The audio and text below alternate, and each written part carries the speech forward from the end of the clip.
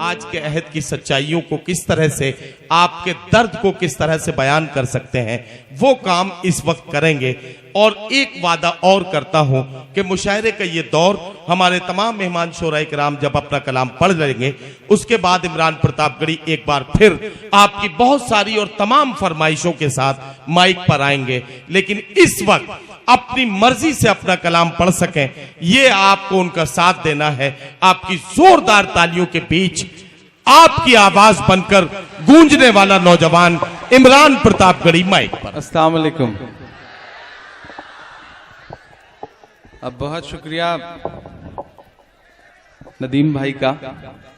मुझे खुद उम्मीद नहीं थी, यकीन नहीं था कि मुझे इतनी जल्दी आपसे रूबरू करवा दिया जाएगा, लेकिन शायद अफजाल भाई को जाना है और उनका हुक्म हुआ कि कुछ सुन के जाएंगे। वो बहुत अच्छा मुशायरा चल रहा है, बहुत खूबसूरत।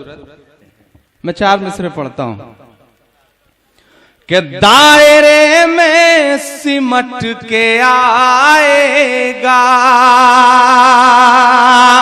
इधर से आप सबकी भी शिरकत हो कि दायरे में सिमट के आएगा, हर रवायत से हट के आएगा।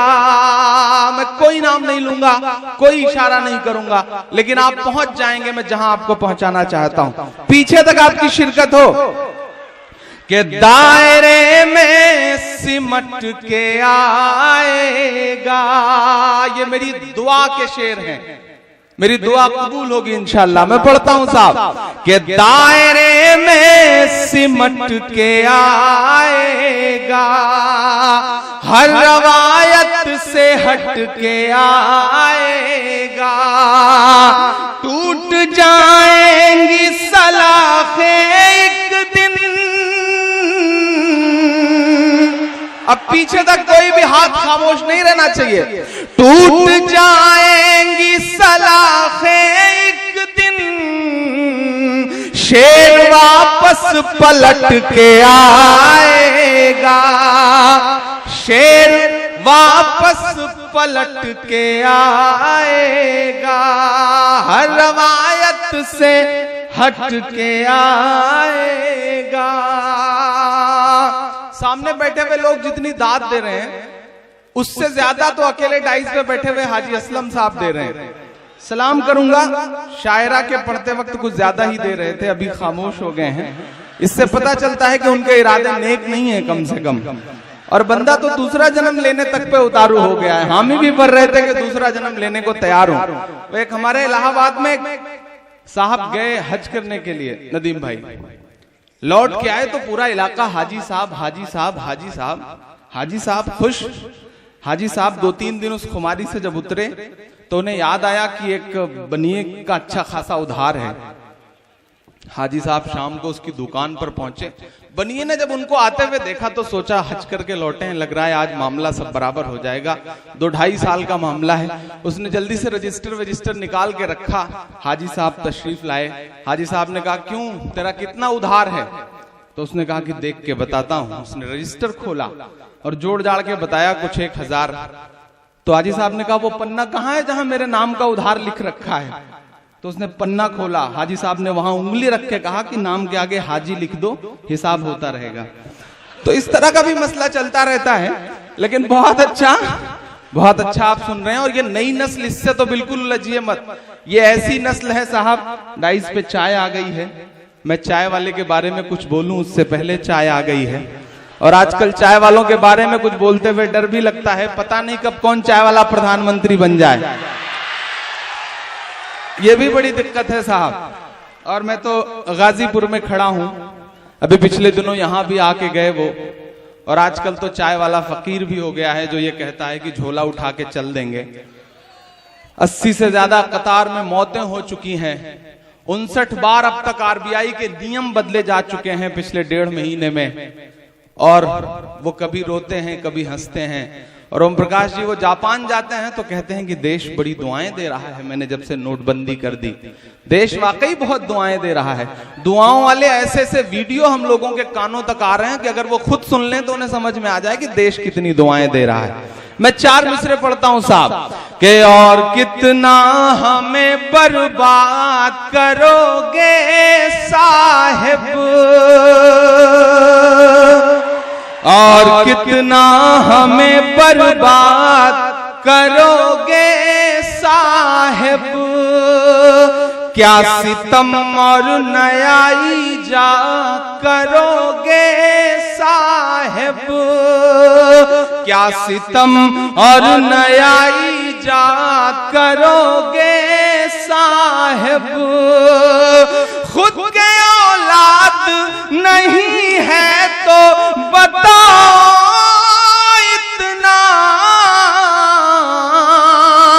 कितनी माँ को बे औलाद करोगे साहिब, करोगे साहिब, कितनी माँ को बे औलाद करोगे साहिब, करोगे साहिब, और कितना हमें बर्बाद करोगे साहिब।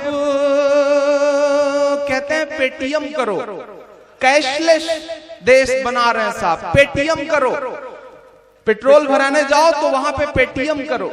अजीब अजीब अहमकाना फैसला है साहब। खुद ही कहते हैं कि पेट्रोल पंप पर मोबाइल का इस्तेमाल करने से विस्फोट हो सकता है, और बिना मोबाइल का इस्तेमाल करे आदमी पेटीएम करे तो कैसे करे। अजीब जाहिलाना फैसला है साहब। और तर्क भी नदीम भाई ऐसे ऐसे दिए जा रहे हैं। आजकल भक्त निकल आए हैं साहब, वो लाइन में कतारों में खड़े हुए लोगों के पास जाकर कहते हैं कि अगर देश हित में सेना का जवान सरहद पर कई कई दिन बंदूक लेके खड़ा रह सकता है तो आप देश हित में कतार में, बैंक की कतार में क्यों नहीं लगे रह सकते। गाजीपुर में एक आदमी लगा था साहब, पहलवान टाइप का, एक भक्त ने जाके यही तर्क उसके सामने दे दिया। वो सुबह से लाइन में था, गुस्सा हुआ और उसने कस के कूट दिया। जब कूट दिया भक्त को तो भक्त बेचारा बैकफुट पे आ गया। उसने कहा साहब आप तो हिंसा पे उतारू हो गए, मैं तो देशहित की बात कर रहा था।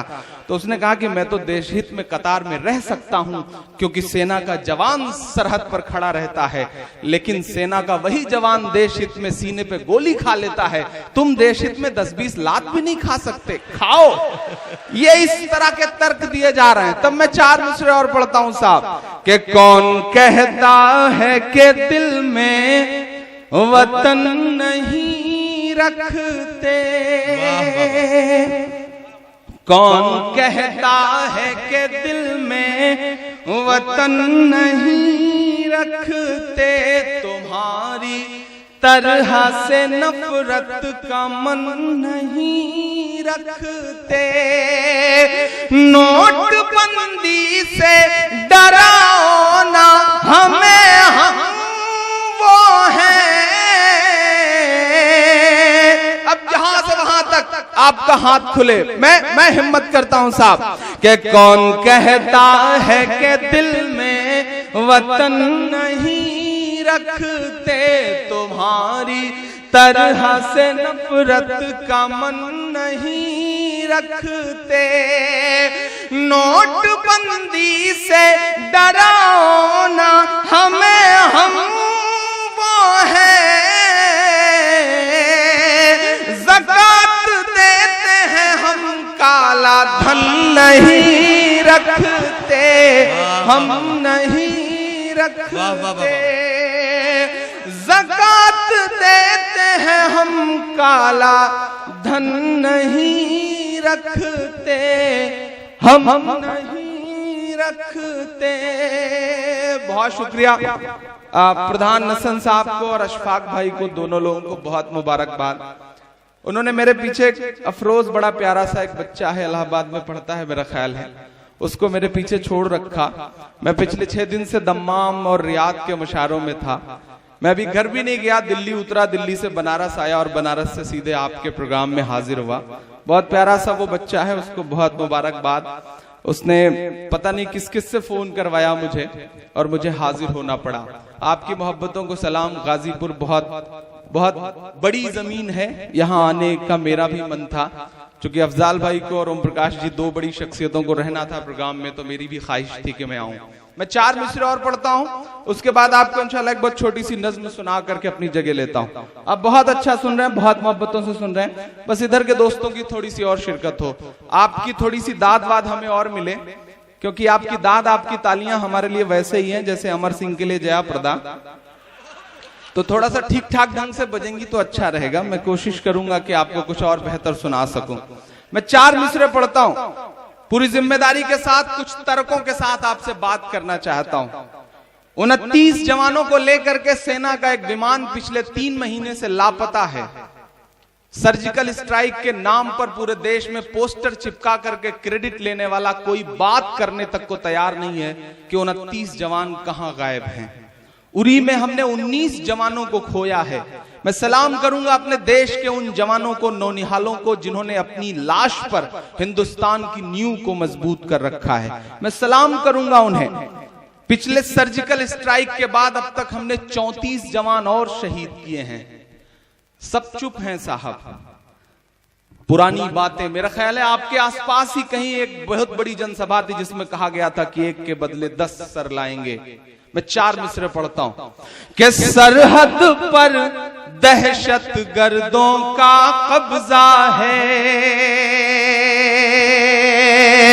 सरहद पर दहशत गर्दों का कब्जा है, मुल्क पे झूठे हमदर्दों का कब्जा है, मुल्क पे झूठे हमदर्दों का कब्जा है। एक के बदले 10 सर की उम्मीद न रख, मेरा गुस्सा जायज लगे तो आपकी दुआएं मिले। एक के बदले 10 सर की उम्मीद न रख, दिल्ली तुझ पर नामर्दों का कब्जा है, दिल्ली तुझ पर नामर्दों का कब्जा है। कि सूरज लहू लुहान पड़ा है चाहत का। सर्जिकल स्ट्राइक के तीसरे दिन चंदूलाल नाम का एक जवान जिंदा पकड़ा गया, हमारे पड़ोसी मुल्क ने पकड़ लिया। हमारे देश के होम मिनिस्टर साहब बात तक करने को तैयार नहीं कि किसी तरह उसे वापस लाया जा सके। सोचिए हमारे देश के उस जवान का हाल क्या होगा। कि सूरज लहू लुहान पड़ा है चाहत का, साहेब रोशनदान की बातें करते हैं, साहेब रोशनदान की बातें करते हैं। एक कश्मीर संभाले नहीं संभलता है, एक कश्मीर संभाले नहीं संभलता है, और बलूचिस्तान की बातें करते हैं, और बलूचिस्तान की बातें करते हैं। साहेब रोशनदान की बातें करते हैं। एक कश्मीर संभाले नहीं संभलता है, और बलूचिस्तान की बातें करते हैं। जिस दिन सर्जिकल स्ट्राइक हुई साहब, दूसरे दिन मुझे याद है आधिकारिक बयान था कि सरहद के इस पार अब बिना हमसे पूछे परिंदा भी नहीं आएगा। तब से अब तक तकरीबन 18 बार आतंकी हमले हो चुके हैं हमारी सेना पर। मैं 4 मिसरे पढ़ता हूं, मैं बतौर सुझाव ये 4 मिसरे पढ़ता हूं कि नफरत वाले मजदूरों को भेजो ना। बस ऐसे सलीके से काफिये पे दाद चाह रहा हूं आपकी कि नफरत वाले मजदूरों को भेजो ना, साध्वी प्राची सी हूरों को भेजो ना, साध्वी प्राची सी हूरों को भेजो ना। गाय के नाम पे जो आतंक मचाते हैं, गाय के नाम पे जो आतंक मचाते हैं, सरहद पर उन लंगूरों को भेजो ना, सरहद पर उन लंगूरों को भेजो ना, सरहद पर उन लंगूरों को भेजो ना। सलाम उत्तर प्रदेश की जनता को जो धीरे धीरे जाग रही है, सलाम बहराइच के लोगों को जिन्होंने हेलीकॉप्टर नहीं उतरने दिया साहब, सलाम है उन्हें। वह हेलीकॉप्टर जो लखनऊ से उड़ा और 21 डिग्री टेम्परेचर होते हुए भी नीचे नहीं उतर सका, वो वही वायुसेना का हेलीकॉप्टर था जो -3 डिग्री टेम्परेचर में सियाचिन में उतर गया था, लेकिन 21 डिग्री टेम्परेचर में बहराइच में नहीं उतरा। और आजकल तो सोशल मीडिया पे कार्टून बहुत मजे का चल रहा है, साहेब खड़े होकर भाषण दे रहे हैं, उनके बगल में वो छोटे वाले जो साहेब हैं ना, वो कह रहे हैं कि भीड़ तो बहुत ज्यादा है लेकिन कोहरे की वजह से दिखाई नहीं पड़ रही है। कोहरे ने ये आलम कर रखा है साहब। तब मैं 4 मिसरे पढ़ता हूं कि RSS के राज दुलारे कहां गए, वाह, भारत मां की आंख के तारे कहां गए, भारत मां की आंख के तारे कहां गए। एक नाम आएगा, आप चौंकेंगे, चौंकिएगा तो उसे तालियों में बदल दीजिएगा कि भारत मां की आंख के तारे कहां गए। अच्छे दिनों की तरह उन्हें भी खोज रहा, कोई बताए अन्ना हजारे कहां गए, कोई बताए अन्ना हजारे कहां गए, कोई बताए अन्ना हजारे कहां गए। आजकल ट्विटर पे एक और बड़ा मजे का कार्टून चल रहा है नदीम भाई, अन्ना हजारे जी लेटे हुए हैं और हाथ जोड़ के बगल में कैप्शन लिखा हुआ है कि मैं सोने जा रहा हूं, जब कांग्रेस की सरकार आ जाए तो मुझे जगा देना, मुझे धरने पर बैठना है। मैं 4 मिसरे और पढ़ता हूं साहब। एक हवा बनाने की कोशिश की जा रही है, एक लहर जो बनी थी उस लहर को बचाने की कोशिश में हमारे देश का मीडिया लगा हुआ है। यहां जो मीडिया के जिम्मेदार साथी बैठे होंगे मैं उन्हें सलाम करूंगा। आप सब ने अपने खून और पसीने से स्कूटर और मोटरसाइकिल और साइकिल पर खबरें तलाश करके देश की पत्रकारिता का जो चौथा खंबा है उसमें अपना पसीना सींचा है, वरना पत्रकारिता को तो दिल्ली में बैठे हुए 100 करोड़ की फिरौती मांग करके 13 दिन तिहाड़ से लौट करके जो पत्रकार अपने न्यूज रूम में बैठे हैं उन्होंने ये साबित कर दिया है कि पत्रकारिता तो अब सिर्फ दलाली रह गई है, पत्रकारिता नहीं रह गई है। उनके लिए गुस्सा है मन में, लेकिन यहाँ के पत्रकारों को सलाम, छोटे छोटे शहरों के पत्रकारों को सलाम जिन्होंने बचा रखा है। मैं 4 मिसरे पढ़ता हूँ। 835 से ज्यादा सीटों पर पिछले दिनों चुनाव हुए हैं अलग अलग प्रदेशों के, जिसमें ज्यादातर पर हार हुई है साहब। एक जगह तो 235 में 232 सीट पर जमानत नहीं बची थी, लेकिन फिर भी हवा बनाई जा रही है। मैं 4 मिसरे पढ़ता हूं साहब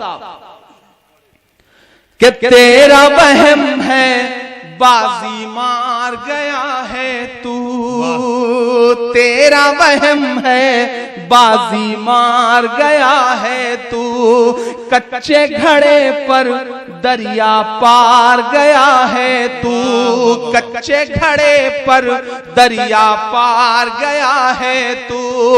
असम की जीत पे इतना उछलने वाले सुन, असम की जीत पे इतना उछलने वाले सुन, बाकी हर सूबे में हार गया है तू, बाकी हर सूबे में हार गया है तू। एक नज्म सुनाना है बिल्कुल ताजा सी नई सी आपको, लेकिन उससे पहले 4 मिसरे पढ़ता हूं साहब। मैं शायर हूं, मेरी अपनी कुछ जिम्मेदारी है। यहां सियासत के 2 अलग अलग किनारों के 2 अलग अलग बड़े चेहरे बैठे हुए हैं। मुझे याद आता है कि पहले प्रधानमंत्री पंडित जवाहरलाल नेहरू संसद की सीढ़ियों से उतर रहे थे, उनके साथ उस वक्त के राष्ट्र कवि, बहुत बड़े शायर, बहुत बड़े हिंदी साहित्य के कवि राष्ट्र कवि रामधारी सिंह दिनकर जी उतर रहे थे। एकाएक नेहरू जी का पांव लड़खड़ाया, नेहरू जी गिरने को हुए कि दिनकर जी ने उनका हाथ थाम लिया। तो नेहरू जी ने कहा कि दिनकर जी आपका शुक्रिया, आपने मुझे गिरने से बचा लिया। तो दिनकर जी के जवाब को हम तमाम कलमकारों का जवाब समझा जाए। दिनकर जी ने कहा कि नेहरू जी, इस देश की सियासत के कदम जब जब लड़खड़ाएंगे, साहित्य और अदब हमेशा उसे सहारा देगा। शायद मेरी जिम्मेदारी है, इसलिए मुझे लगता है कि मुझे ये 4 मिसरे पढ़ने चाहिए। फिर एक नई सी नज्म सुनाता हूं। आज 2 दिन से एक बहस छिड़ी हुई है देश में। एक बेटा पैदा हुआ है, पटौदी खानदान का वारिस पैदा हुआ है, मुबारकबाद उसके लिए भी आपको। बड़ा खूबसूरत सा बच्चा है सैफ अली खान और करीना कपूर साहिबा का। नाम तैमूर रखा गया तो बड़ा बवाल मचा हुआ है। नाम में क्या रखा है साहब? तैमूर लंग यकीनन बहुत जालिम और क्रूर बादशाह हुआ है, लेकिन जरूरी नहीं कि अगले उस नाम का हम नाम जो है वो बुरा ही हो। अगर नाम बुरे हों तो क्या किया जाए? फिर वो नाम रखने छोड़ दिए जाएं। अगर यही सोचा जाए तो फिर निर्भया का बलात्कार करने वाले शख्स का नाम राम था, तो क्या किया जाए? राम सिंह नाम ही न रखा जाए? नाम में क्या रखा हुआ है? मैं 4 मिसरे पढ़ता हूं। आज मैं तस्वीर देख रहा था, एक बड़ी खूबसूरत सी माँ और उसके पड़ोस में एक बड़ा खूबसूरत सा बच्चा। तो मेरे जहन में ये 4 मिसरे आए। मैं 4 मिसरे पढ़ के फिर इंशाल्लाह एक नई सी बिल्कुल ताजा सी आपको नज्म सुनाता हूं। कि बला की सादगी रखी, गजब का नूर रखा है। बला की सादगी रखी, गजब का नूर रखा है। खुदा ने चेहरे पे मासूमियत भरपूर रखा है। खुदा ने चेहरे पर मासूमियत भरपूर रखा है। बड़े होकर के तुमको नफरतों का कत्ल करना है। मेरी दुआ है ये, इस दुआ में शामिल होइएगा उस एक दिन के बच्चे के लिए जिसमें पूरे देश में बवाल मचा हुआ है। मैं पढ़ता हूं साहब। खुदा ने चेहरे पे मासूमियत भरपूर रखा है। बड़े होकर के तुमको नफरतों का कत्ल करना है। तुम्हारा नाम शायद इसलिए तैमूर रखा है। तुम्हारा नाम शायद इसलिए तैमूर रखा है। ये जो एक शाम है, ये शहीदों के नाम है। शहीदों के नाम से मंसूब है ये शाम। तमाम शहीदों के नाम जहन में आ गए जब वहां से हम यहां तक आ रहे थे। ब्रिगेडियर उस्मान से लेकर के वीर अब्दुल हमीद से लेकर के न जाने कितने शहीद हमारी आंखों के सामने थे। लेकिन एक अभियान शुरू है देश में। नफरत की बातें करने वाले लोग, नफरतों की सियासत करने वाले लोग हमारे आप से जुड़े नाम, हमारे आप से जुड़ी इमारतों, स्मारकों के नाम बदल देना चाहते हैं। उन्हें तकलीफ है साहब। औरंगजेब के नाम की रोड थी, उसका नाम बदल दिया गया। आजकल अभियान शुरू हुआ है कि अकबर रोड का नाम बदल दिया जाए। यहां तमाम पत्रकार साथी बैठे होंगे, मैं पूरी जिम्मेदारी से कह रहा हूं। मैं सोचता हूं कभी कभी कि कहां से आती हैं इतनी नफरतें कि स्मारकों तक से तकलीफ है, नामों तक से तकलीफ है। ये बड़ा खूबसूरत सा मुल्क है, इसका ताना बाना बहुत खूबसूरत है। ये मुल्क किसी प्रवीण तोगड़िया की जहरीली तकरीर से नहीं बनता है। ये मुल्क किसी बुखारी साहब के अजीबो गरीब फतवों से भी नहीं बनता है। ये मुल्क तो उससे बनता है कि जब महाराष्ट्र में मुंबई अटैक के बाद मुंबई का पूरा मुसलमान इकट्ठा होकर के लिखित तौर पर हुकूमत से यह कहता है कि हम अपनी कब्रिस्तानों में दहशतगर्दों को दफनाने की इजाजत नहीं देंगे। यह हिंदुस्तान तो उससे बनता है। मैं उस हिंदुस्तान का ख्वाब देखता हूं। अरे यह हिंदुस्तान तो उससे बनता है कि जब अपनी जान की बाजी लगा करके दिल्ली पर झंडा फहराने का ख्वाब देखने वाले पड़ोसी मुल्क के पैटर्न टैंक उड़ा देने वाले अब्दुल हमीद से बनता है। मैं उस हिंदुस्तान का ख्वाब देखता हूं। यह हिंदुस्तान तो उससे बनता है कि विश्व कप में पाकिस्तान के खिलाफ मैच, चाहे पहले बल्लेबाज कामरान अकमल को आउट करना हो या आखिरी बल्लेबाज मिसबाहुल हक को गेंद लेकर के जहीर खान दौड़ते हैं, यह हिंदुस्तान तो उससे बनता है। ऐसे में कहां से लाते हैं आप इतनी नफरतें? आप हमारी स्मारकों, इमारतों, सड़कों के नाम बदलना चाहते हैं, जबकि वो इमारतें तो ऐसी इमारतें हैं कि अपनी बुनियाद के, अपने बनने के सैकड़ों साल बाद भी इस मुल्क की तरक्की में कितना बड़ा योगदान कर रही। ताजमहल को देखने के लिए एक साल में 22.19 करोड़ रुपए का टिकट बिकता है और वो इस देश की तरक्की में जाता है, राजस्व का हिस्सा बनता है। कुतुब मीनार को देखने के लिए 13.24 करोड़ रुपए का टिकट बिकता है। हुमायूं को मकबरे को देखने के लिए 19.39 करोड़ रुपए का टिकट बिकता है। और आप हमारी इमारतों के नाम बदल देना चाहते हैं। जिन्होंने अभियान शुरू किया उनका नाम है सुब्रमण्यम स्वामी, और उनकी सिर्फ एक और विशेषता बता रहा हूं, उनका नाम है सुब्रमण्यम स्वामी, उनकी बेटी का नाम है सुभाषिनी और दामाद का नाम है नदीम हैदर। आप समझिए कि कितने दो चेहरे रखे हुए हैं इस तरह के लोगों ने।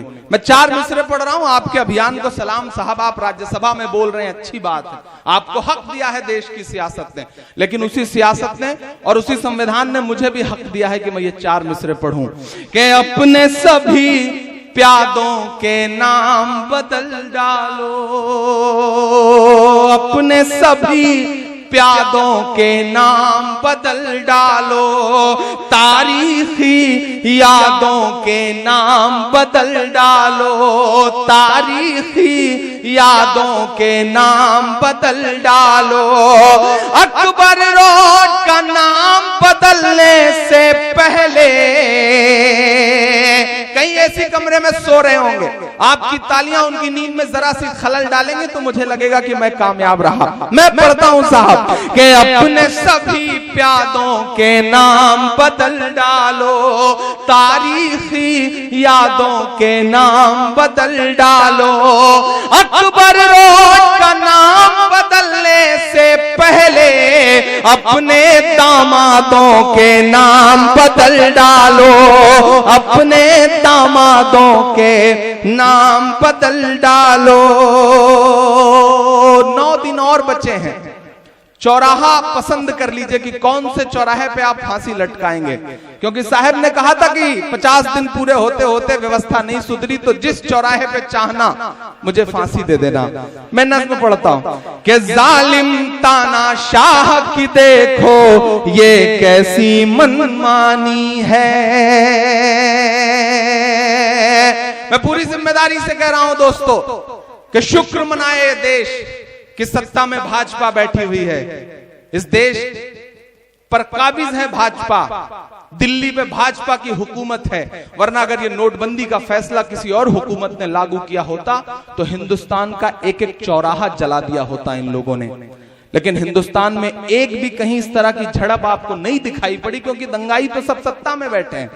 मैं नज़्म पढ़ता हूं साहब कि जालिम तानाशाह की देखो ये कैसी मनमानी है, कारोबार हुए हैं चौपट और बर्बाद किसानी है, कारोबार हुए हैं चौपट और बर्बाद किसानी है। 500 की पुरानी नोट से डीजल बिका, कई दिन तक बिका, महीनों बिका, पेट्रोल बिका, लेकिन दूध नहीं बिका पहले ही दिन से, अनाज नहीं बिका, सब्जी नहीं बिकी। क्यों?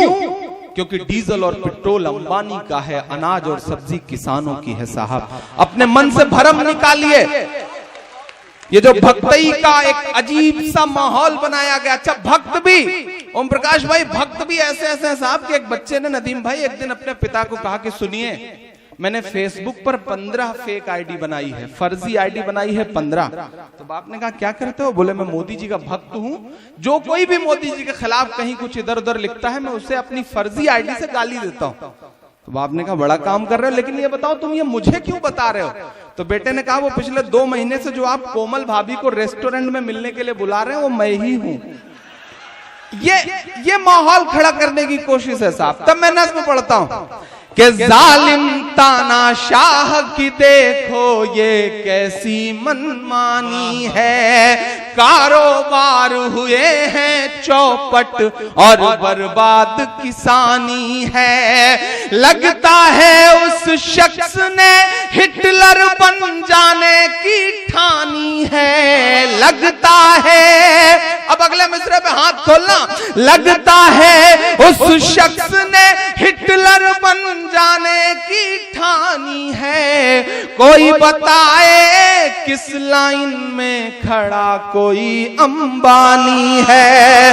कोई बताए किस लाइन में खड़ा कोई अंबानी है। जालिम तानाशाह की देखो ये कैसी मनमानी है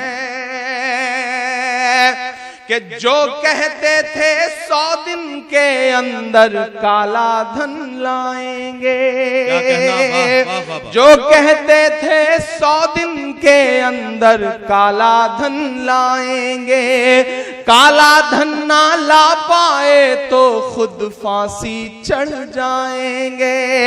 2.5 साल हुए हैं फिर भी जुमलेबाजी चालू है। 2.5 साल हुए हैं फिर भी जुमलेबाजी चालू है। और भक्तों को लगता है कि साहिब बड़ा दयालु है। और भक्तों को लगता है कि साहिब बड़ा दयालु है।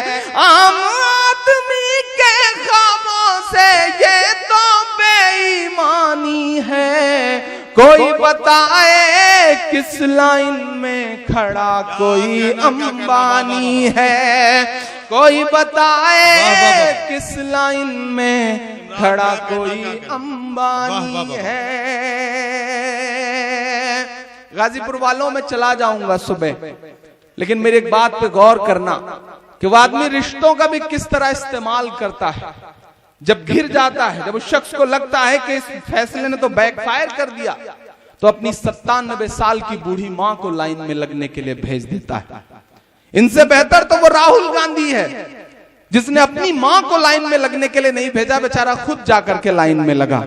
इन्होंने 97 साल की बूढ़ी मां को लाइन में लगने के लिए भेजा, और जिस दिन से इनकी माताजी ने 4500 रुपए निकाले, उसी शाम से लिमिट घटा के 2000 कर दी। मतलब आपकी माताजी निकालें तो 4500, हमारी माताजी निकालें तो 2000। साहब ये तो बड़ी नाइंसाफी है।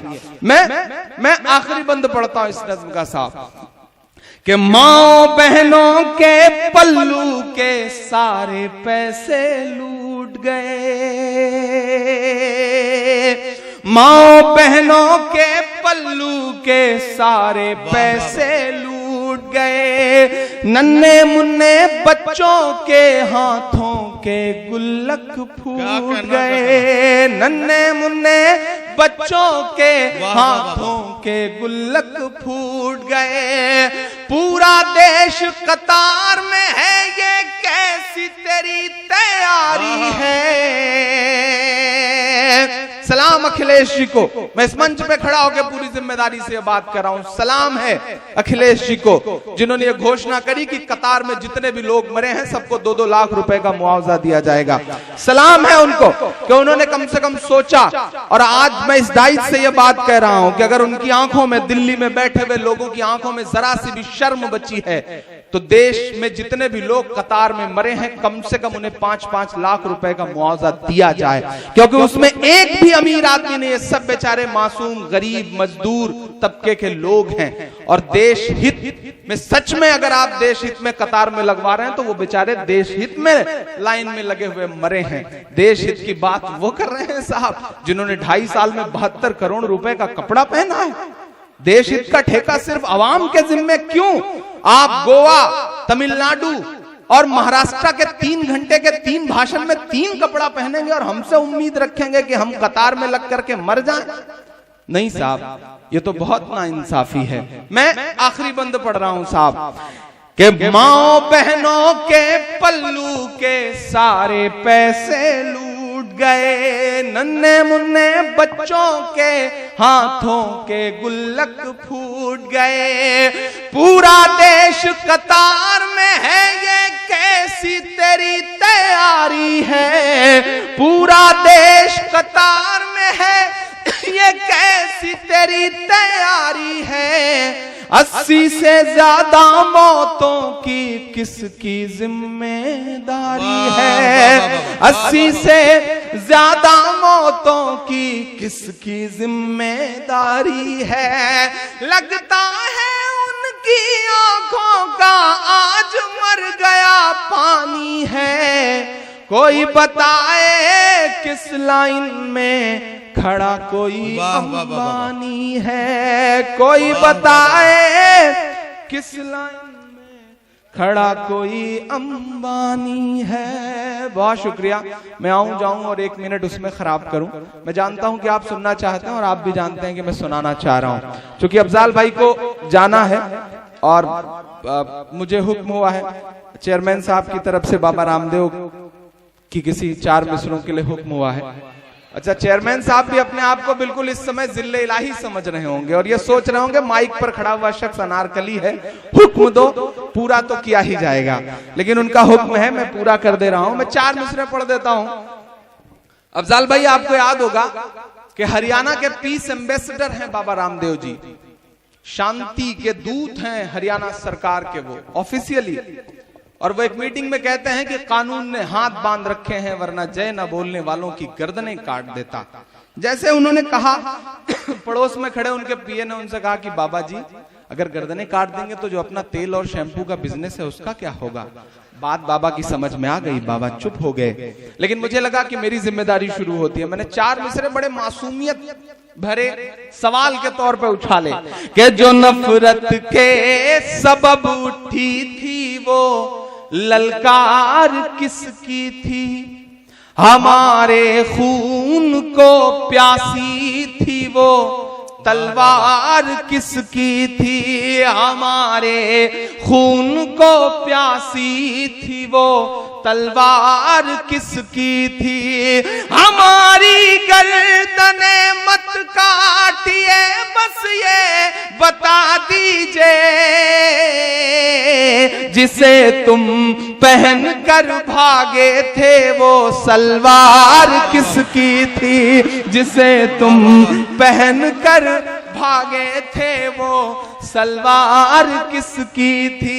जिसे तुम पहन कर भागे थे वो सलवार किसकी थी। हमारी गर्दने मत काटिए, बस ये बता दीजिए जिसे तुम पहन कर भागे थे वो सलवार किसकी थी। और 4 मिसरे और याद आ गए साहब कि महज, हाँ सुना रहा हूं, महज पीएम नहीं है आप उन्मादी लफंगों के। एक हिंदुस्तान के एक जिम्मेदार शहरी के मन की बात है ये कि महज पीएम नहीं है आप उन्मादी लफंगों के। महोबा की मीटिंग में कहते हैं कि मैं 3 तलाक के मुद्दे पर मुस्लिम महिलाओं को उनका हक दिला के रहूंगा। अच्छा लगा उनका भाषण मुझे कि चलो कम से कम बोला उन्होंने। लेकिन मुझे लगा कि ये 4 मिसरे भी बनते हैं कि महज पीएम नहीं है आप उन्मादी लफंगों के। जरा सा वक्त हिंदुस्तान के अमनो चैन को दीजिए। जरा सा वक्त हिंदुस्तान के अमनो चैन को दीजिए। हमारी औरतों को हक बराबर बाद में देना। ये हक पहले तो साहिब जी जशोदा बेन को दीजिए। ये हक पहले तो साहिब जी जशोदा बेन को दीजिए। लेकिन अफजाल भाई, ओम प्रकाश भाई, यकीनन ये हिंदुस्तान बड़ा प्यारा सा मुल्क है। इसकी जो बनावट है, इसकी जो बसावट है वो बहुत अनूठी है। ये फासिस्ट ताकतों को बहुत ज्यादा दिन कभी बर्दाश्त नहीं करती है। ये मेरा यकीन है और ये पूरे हिंदुस्तान का यकीन है। तब मैं 4 मिसरे पढ़ रहा हूं, 14, 16। बदलाव क्या हुआ है और मेरे मिसरे सुनिएगा कि चाय चाय करते थे जरा सा जुड़ जाए। पीछे उधर कुछ लोग हैं जो स्क्रीन पर देख रहे हैं, उनसे गुजारिश है, मैं डायरेक्ट ज्यादा खूबसूरत दिखता हूं, आप इधर देखें और सीधे इधर जुड़े, पीछे तक आप सबकी शिरकत हो। एक बार सब जुड़ जाएं, मैं पढ़ता हूं कि चाय चाय करते थे, गाय गाय करते हैं, चाय चाय करते थे, चाय चाय करते थे, गाय गाय करते हैं, जागे हैं दलित जब से, हाय हाय करते हैं, जागे हैं दलित जब से। भाइयों बहनों, मुझे गोली मार देना, मेरे दलित भाइयों को मत मारना। जागे हैं दलित जब से, हाय हाय करते हैं कि 3 साल बाकी है, आने दो जरा 19। रात के 1 बजे अपने पूरे ईमान के साथ ये मिसरे पढ़ रहा हूं, इंशाल्लाह कबूल जरूर होंगे। मैं पढ़ता हूं साहब कि 3 साल बाकी है, जागे हैं दलित जब से, हाय हाय करते हैं कि 3 साल बाकी है, आने दो जरा 19। दिल्ली भी ये कह देगी, बाय बाय करते हैं, दिल्ली भी ये कह देगी, बाय बाय करते हैं, जागे हैं दलित जब से। 4 से 5 मिनट आखिर में एक नज्म सुनाने की मेरी भी ख्वाहिश है। बहुत सारे दोस्तों का हुक्म भी है कि मैं वो नज्म सुनाऊं। मिनहाज बहुत प्यारे दोस्त हैं, उनका भी हुक्म था, अफरोज का भी, उनके पूरी टीम का, ये सारे जो दोस्त हैं। मैं पिछले तकरीबन 61 दिनों से गायब एक बच्चे की मां की तरफ से एक नज्म पढ़ना चाहता हूं। जेएनयू में एक बच्चा एडमिशन लेता है, एक होनहार बच्चा एमएससी के लिए, वो जामिया का भी एंट्रेंस देता है, एएमयू का भी देता है, जेएनयू का भी, तीनों एंट्रेंस क्लियर करता है, लेकिन उसका कहना है कि मैं जेएनयू में एडमिशन लूंगा। जेएनयू में एडमिशन लेकर के वो हॉस्टल में शिफ्ट होता है और पहली ही रात कुछ लफंगों से उसकी लड़ाई होती है और वो उसकी पिटाई करते हुए कहते हैं कि इसे 72 हूरों के पास भेज दिया जाए। और दूसरे दिन 11 बजे से वो बच्चा गायब है। उसकी माँ कभी जेएनयू के एड ब्लॉक पर, तो कभी जंतर मंतर पर, तो कभी इंडिया गेट के सामने पुलिस के जरिए घसीटी जाती हुई चीख चीख करके कह रही है कि मुझे मेरा बेटा ला दो, मुझे मेरा लाल वापस कर दो, मुझे मेरा नजीब वापस कर दो। मैं उस माँ से मिल के आया। अफजाल भाई, मैं गया उस प्रोटेस्ट में शामिल रहा, मैं गया उस माँ से मिला। उस माँ से मिल के न जाने क्यों मुझे ऐसा लगा कि उस माँ की जगह अगर मेरी अम्मी होती, तो नजीब की जगह कोई इमरान होता, कोई अनिल होता, कोई अशोक होता, तो माँ होती है। माँ के आंसुओं का कोई मजहब नहीं होता, माँ की कोई जात नहीं होती। आखिर क्यों देश चुप क्यों है? इस चुप्पी के मायने क्या हैं? एक बहुत बड़ा तबका जो अपने एसी कमरों में बड़ी बड़ी गाड़ियों में चलता है, वो खामोश क्यों है? नजीब कल को कोई और भी हो सकता है। मैं उस माँ की तरफ से एक नज्म पढ़ता हूं। महोबा के मीटिंग में आदरणीय प्रधानमंत्री जी बार बार ये कहते हैं कि मैं मुस्लिम महिलाओं को उनका हक दिलाना चाहता हूं। बस नज्म सुनिएगा एक माँ की तरफ से, पढ़ता हूं साहब। सुना था कि बेहद सुनहरी है दिल्ली, समंदर सी खामोश गहरी है दिल्ली। सुना था कि बेहद सुनहरी है दिल्ली, समंदर सी खामोश गहरी है दिल्ली। मगर एक माँ की सदा सुन न पाए, मगर एक माँ की सदा सुन न पाए। तो लगता है गूंगी है, बहरी है दिल्ली। सुना था कि बेहद सुनहरी है दिल्ली, समंदर सी खामोश गहरी है दिल्ली, मगर एक माँ की सदा सुन न पाए। तो लगता है गूंगी है, बहरी है दिल्ली। वो आंखों में अश्कों का दरिया समेटे, वो उम्मीद का एक नजरिया समेटे। वो आंखों में अश्कों का दरिया समेटे, वो उम्मीद का एक नजरिया समेटे। यहाँ कह रही है, वहाँ कह रही है, तड़प करके ये माँ कह रही है।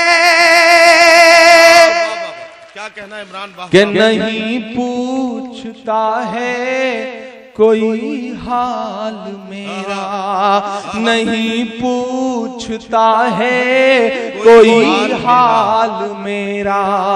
कोई ला के दे दे मुझे लाल मेरा, कोई ला के दे दे मुझे लाल मेरा, कोई ला के दे दे मुझे लाल मेरा। सुना था कि बेहद सुनहरी है दिल्ली, समंदर सी खामोश गहरी है दिल्ली, मगर एक माँ की सदा सुन न पाए। तो लगता है गूंगी है, बहरी है दिल्ली। वो आंखों में अश्कों का दरिया समेटे, वो उम्मीद का एक नजरिया समेटे।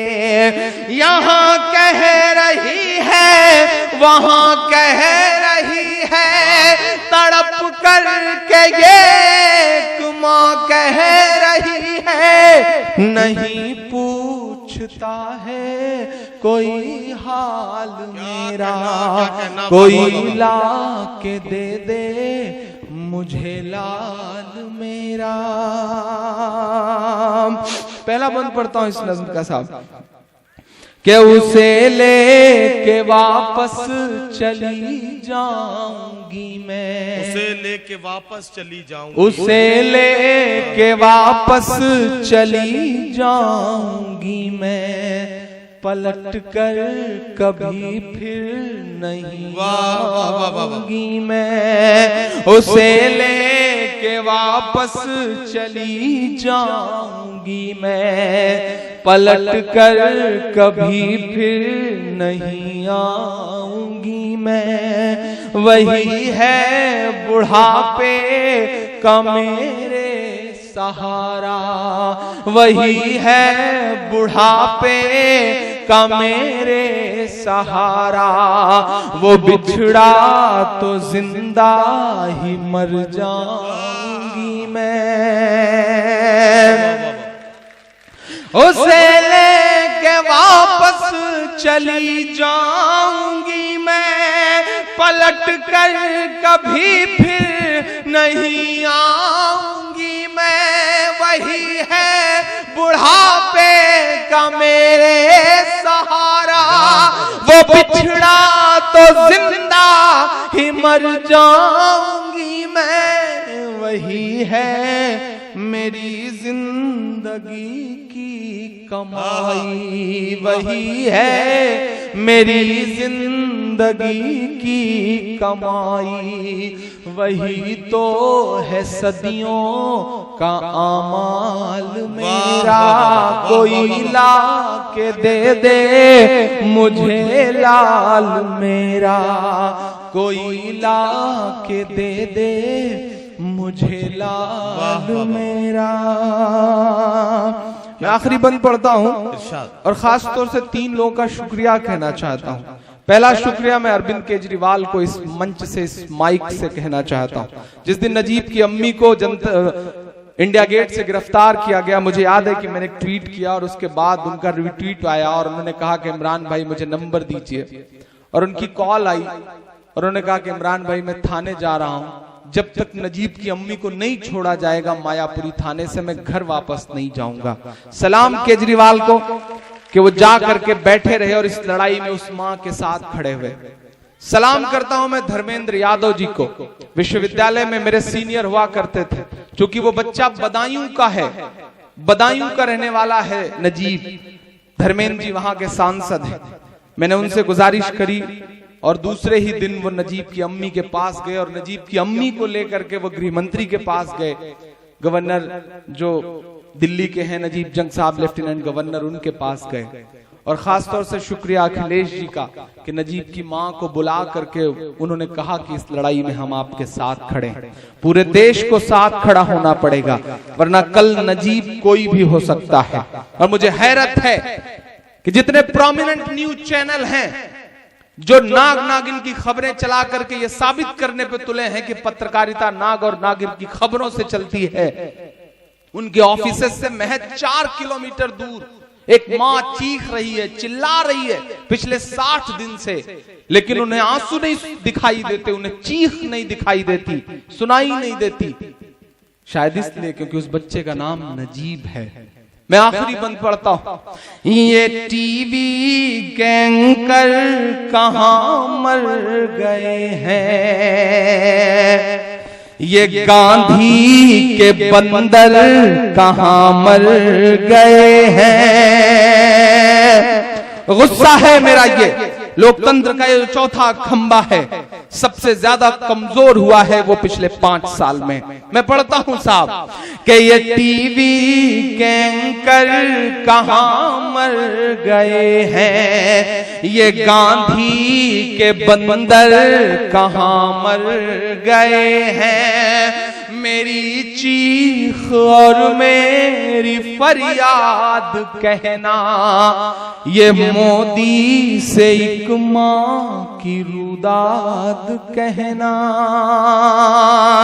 मेरी चीख और मेरी फरियाद कहना, ये मोदी से एक मां की रुदाद कहना। कहीं झूठ की शख्सियत बह न जाए, पीछे तक तैयार रहिएगा, दुआ दे के मेरा दामन भर के विदा करिएगा। बहुत मुश्किल है इस दौर में यह सब बोलना, लेकिन मुझको जालिम का तरफदार नहीं लिख सकते, कम से कम वो मुझे लाचार नहीं लिख सकते। जहां हथेली पे लिए बोल रहा हूं जो सच, उसको इस देश के अखबार नहीं लिख सकते, उसको इस देश के अखबार नहीं लिख सकते। मैं हिम्मत करता हूं और आपकी दुआओं के भरोसे आपसे विदा मांगता हूं। मैं पढ़ता हूं साहब, मेरी चीख और मेरी फरियाद कहना, ये मोदी से एक मां की रुदाद कहना। कहीं झूठ की शख्सियत बह न जाए, ये नफरत की दीवार छत बह न जाए, ये नफरत की दीवार छत बह न जाए। है एक मां के अश्कों का सैलाब साहिब, है एक मां के अश्कों का सैलाब साहिब। कहीं आपकी सल्तनत बह न जाए।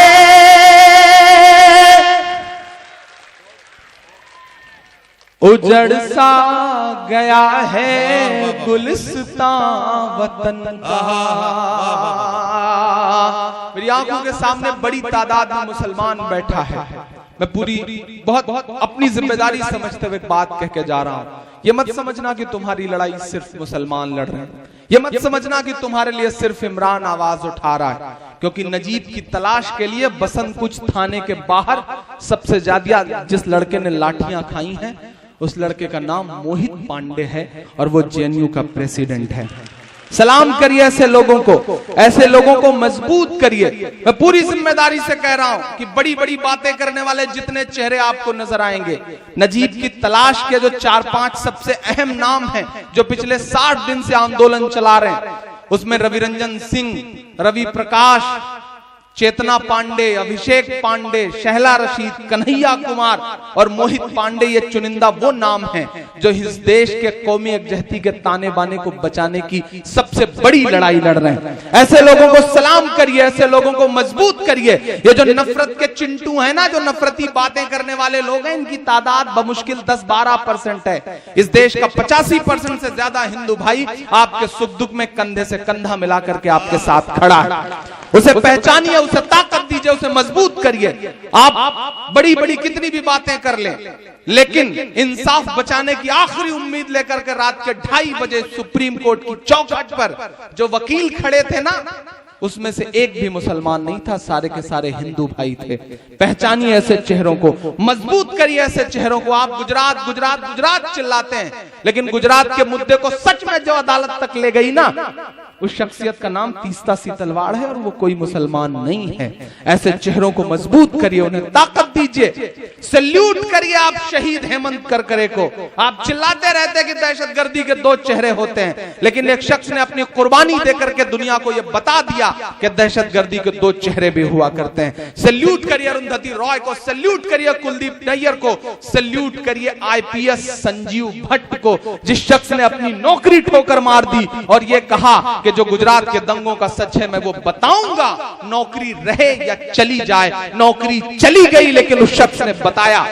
ऐसे तमाम चेहरों को मजबूत करिए और सलाम करिए। मैं तो सलाम करूंगा ओम प्रकाश जी को कि उर्दू की मोहब्बत का मुशायरा है और रात के 1:15 बजे इस ठंड में भी वो अफजाल भाई के साथ कंधे से कंधा मिला के खड़े हैं। ये जो 2 कंधे मिले हैं, मुझे ऐसा लगता है कि पूर्वांचल का इतिहास इंशाल्लाह बहुत अलग सा होने जा रहा है। इस एकजुटता के लिए भी आपकी एक जोरदार ताली बजनी चाहिए। मैं आखिरी बंद पढ़ के आपसे विदा लेता हूं साहब। कहीं झूठ की शख्सियत बह न जाए, ये नफरत की दीवार छत बह न जाए, है एक मां के अश्कों का सैलाब साहिब, कहीं आपकी सल्तनत बह न जाए, है उजड़ सा गया है गुलिस्तां वतन का, उजड़ सा गया है गुलिस्तां वतन का, नहीं तो ये भारत था खुशहाल मेरा, कोई ला के दे दे मुझे